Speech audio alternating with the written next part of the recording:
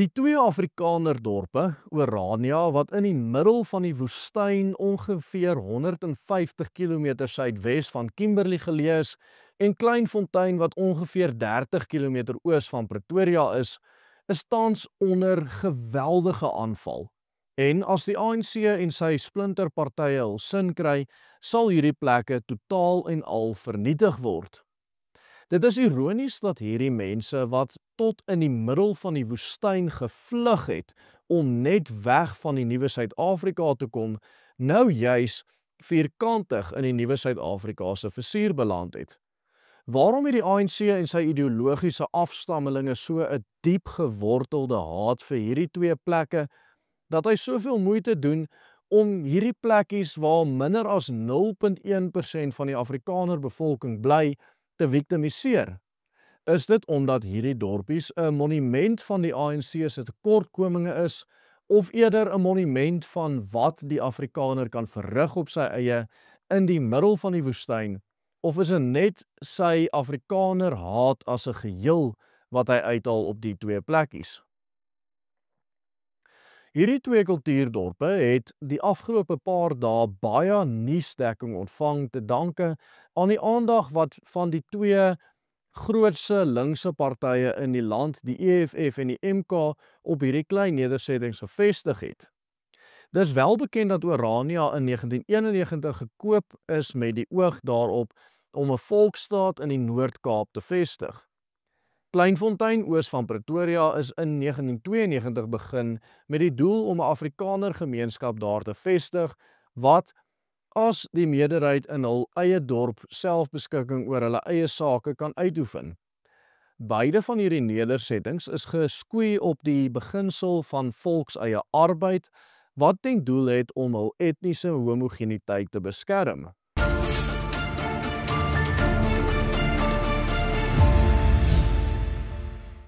Goeiedag, liewe vriende, Willem Petser wat praat. Maak seker u volg ons vir meer ontleding soos hierdie in die eie mense se belang en sluit aan by ons WhatsApp groep om op hoogte te bly van al die werk wat deur die Willem Petser groep gedoen word. Stuur net die naam van per WhatsApp na die nommer op die skerm om aan te sluit. Selfs al is u reeds op ons WhatsApp groep, kan u ons werk ondersteun deur in te teken vir 'n klein maandelikse fooi. Om dit te doen, stuur net teken my op na ons WhatsApp nommer steeds op hierdie skerm. Honderde manure gaan in die vervaardiging van hierdie video's in en daarom kan ons nie sonder julle ondersteuning voortgaan nie. So maak asseblief seker u sluit aan as u nog nie gedoen het nie. Oor die afgelope 33 tot 34 jaar van hierdie twee dorpe se bestaan, het hulle egter nog relatief min gegroei in terme van bevolking. In Orania woon daar tans slegs 3000 mense en in Kleinfontein woon daar slegs ongeveer 1500 mense. Die twee dorpe saam verteenwoordig dus byna 'n weglaatbare minderheid van die Afrikaner volk as geheel, waarvan daar ongeveer 2,7 miljoen elders in Suid-Afrika woonagtig is en tot en met 900 000 in die buiteland. Die feit dat hierdie nedersettings met sulke klein bevolkings en wat so 'n ongelooflike klein grondgebied in beslag neem, maak die feit dat hulle tans soveel aandag van twee van die grootste politieke partye in die land ontvang, soveel meer verdag. Ten spyte daarvan dat die Orania Verteenwoordige Raad onlangs 'n afvaardiging onder leiding van Dr. Karel Boshoff na Kimberley gestuur het om met 'n EFF-leier in gesprek te tree, het die EFF steeds voortgegaan met afgelope Dinsdag se optog teen Orania in Kimberley. Maar hoekom sal 'n party wat minder as 13% van die steun in die Noord-Kaap as provinsie het, met die kleinste bevolking in die land, 'n optog na die kantoor van die premier van die Noord-Kaap reël, omdat hulle nie tevrede is met die bestaan van 'n klein dorpie van minder as 3000 mense iewers in die Karoo nie? Waarom sal 'n politieke party wat hom daarop roem dat hy veg teen die onderdrukking van swart mense, hul so bemoei met 'n plekkie wat juis geen impak hoegenaamd op die lewens van swart mense het nie? Orania as munisipaliteit ontvang nie eens hulp uit die staatskas nie, en die mense daar betaal net soveel belasting soos mense elders in die land. Dieselfde vraag kan gevra word oor die MK-party se sogenaamde feite soektog na Kleinfontein die afgelope maandag, in plaas daarvan om oor Paasnaweek die koning van die heelal se opstanding uit die dood en die oorwinning oor die sonde te vier, het 'n afvaardiging van die MK sonder om enigsins eers vooraf kennis te gee maandag by Kleinfontein saam met 'n mediaspan opgedaag. Hulle is gelei deur die MK se hoofsweep, Mzwanele Manyi, wat opgedaag het in 'n luukse BMW wat die meeste mense in Kleinfontein nooit eers sal kan bekostig nie. Nietemin is hulle vriendelik in die Kleinfontein gemeenskap met koeksisters koffie en tee begroet en met die respek en beleefdheid behandel waarvoor ons Afrikaners wêreldwyd bekend is. 'n Verdere groot vraagteken oor die MK-sending is die feit dat die MK-party nie regtig eers soveel belange in die area het nie. Die grootste gros van die party se steun en die kern van hul kiesersbasis is die Zulu-bevolking in Natal. Terwyl hulle met die afgelope verkiesing in die Tshwane Metro, waaronder Kleinfontein val, slegs 8% van die steun hier kon verkry. Verder besit die Ingonyama Trust, wat die Zulu volk se historiese grondgebied bestuur, sowat 30% van KwaZulu-Natal se totale grondoppervlakte, wat neerkom op 2.8 miljoen hektaar. Die kiesersbasis van die MK-party, die Zulus in Natal, besit dit waarvan Afrikaners alleen maar net kan droom. Orania is 'n klein Afrikaner dorpie aan die Karoo, maar die Zulus in Natal besit letterlik miljoene hektare van die land se mees vrugbare grond vir hulself. Verder geniet die Ingonyama Trust aansienlik meer erkenning as Kleinfontein en Orania, maar die belangrikste onderskeid is natuurlik sekerlik die feit dat dit staatshulp ontvang. Die trust ontvang jaarliks meer as 20 miljoen rand van die Departement van Landbou, Grondhervorming en Landelike Ontwikkeling. Verskeie strategiese politieke redes kan natuurlik egter steeds sekerlik aangevoer word vir die EFF en die MK se optrede. Die EFF het baie steun verloor in die vorige verkiesing en hulle moet sekerlik iets probeer doen om relevant en in die nuus te bly. Umkhonto we Sizwe sit waarskynlik ook nou in 'n situasie waar hul politieke onbekwaamheid toenemend ontbloot word aan hul kiesers.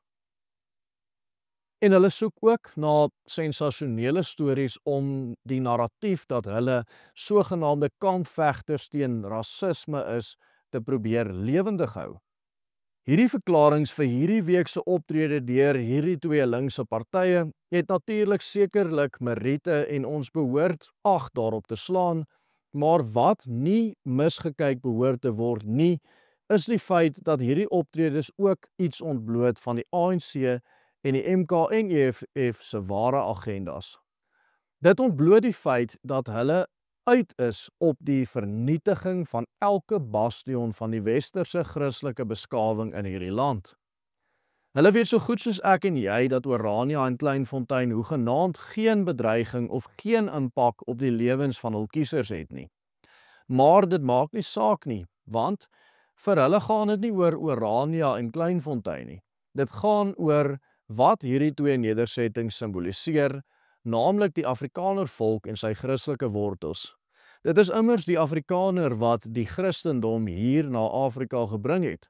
En dit is vandag nog die Afrikaner wat die Christendom en sy gepaardgaande westerse norme, waardes, werksetiek, besigheidspraktyke in hierdie land in stand hou.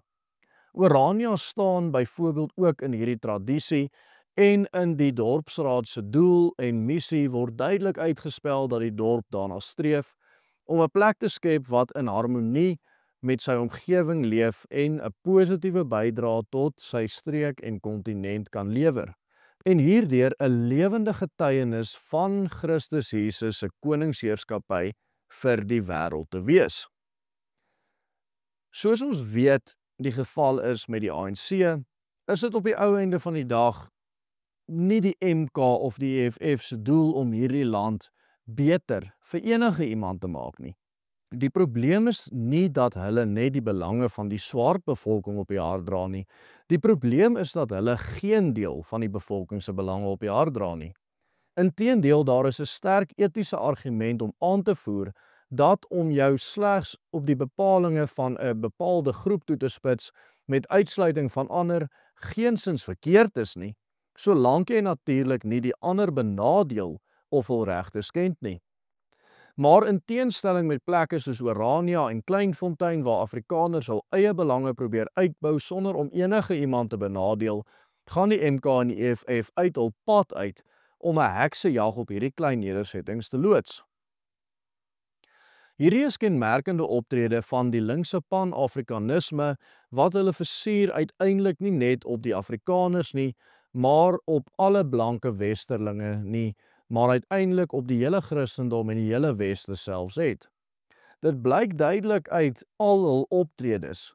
Hoekom bou die ANC-regering nie meer kwaliteitskole en universiteite nie?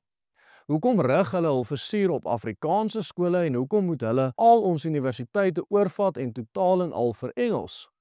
Hoekom sal die Noordwes Universiteit, wat van die ou Potchefstroomse Universiteit vir Christelike hoër onderwys getransformeer is, na 'n staatsuniversiteit in diens van die ANC, juis net na 'n Paasnaweek aankondig dat dit hul nuwe mediese fakulteit gaan vernoem na 'n teoloog wat openlik die liggaamlike opstanding van Jesus Christus ontken. But again, my dear friend, when we say Jesus Christ ascended into heaven, you don't believe that he got a kind of ecclesiastical lift that took him into the stratosphere. Why don't I believe that? You already, in your mind, if you are a thinking Christian, realize that this is language that is being used figuratively. When we speak even about the resurrection of Jesus Christ, it is not the revivification of a corpse. Yes. It is speaking about a tremendous reality that Jesus Christ is risen, his life. He doesn't believe in the resurrection, and he doesn't believe in the ascension. Dit is baie duidelik dat al hierdie aksies deel vorm van die destruktiewe anti-blanke, anti-westerse en anti-christelike agenda van die revolusionêre pan-afrikanistiese partye wat saam meer as 60% van die steun in hierdie land geniet. Die hele vryheidsstryd teen onderdrukking waarop hulle so lief is om hulle te roem, is niks meer as 'n dekmantel vir hul vernietigende agendas nie. Hulle word ideologies gedryf deur 'n bepaalde afskie vir alles wat ons volk hier aan die suidpunt van Afrika gebou het. En dit is belangrik om daarvan kennis te neem, dat hulle nie net agter ons eiendomme en welvaart aan is nie. Hulle wil letterlik alles wat ons opgebou het in hierdie land tot op die grond vernietig. En dis juis die feit dat hierdie mense meer daaroor dink om die bestaande beskawing af te breek as om vir die toekomstige geslag te bou, wat hulle so ontsettend gevaarlik en destruktief maak. Dit is daarom werklik bemoedigend dat hierdie vernietende agendas toenemend nie net in Suid-Afrika nie, maar toenemend ook reg oor die wêreld ontbloot word. Indien jy tot op hierdie punt in die video gekyk het, baie dankie. Dit verg 'n aansienlike hoeveelheid manure om elke video te navors, skryf en vervaardig. As u dit tot aan die einde kyk, is u presies die persoon vir wie ons hierdie werk doen. Om hierdie inhoud volhoubaar te hou en mettertyd die gehalte en frekwensie van ons inhoud te verhoog, het ons 'n intekenprogram van stapel gestuur en teen 'n klein maandelikse bydrae kan u hierdie werk direk ondersteun en deel word van 'n eksklusiewe klub wat aan gereelde webinars deelneem waar u ook u eie insette kan lewer. Om in te teken, stuur net teken my in op die WhatsApp nommer op die skerm. Ons het regtig soveel intekenare as moontlik nodig om voort te gaan. Baie dankie en mag God u ryklik seën.